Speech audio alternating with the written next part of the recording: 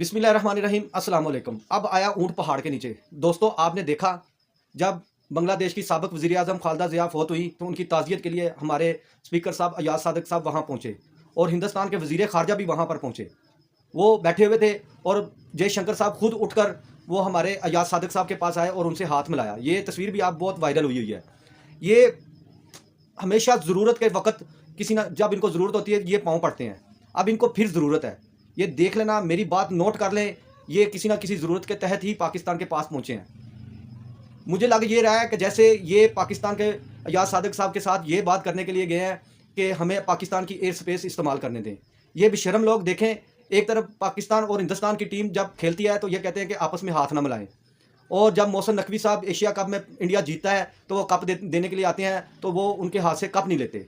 ये बेशर्म लोग एक तरफ आवाम को कहते हैं कि उनसे हाथ ना मिलाओ और दूसरी तरफ खुद ये लीडर जाकर पाकिस्तान के लीडरों के साथ हाथ मिला रहे हैं।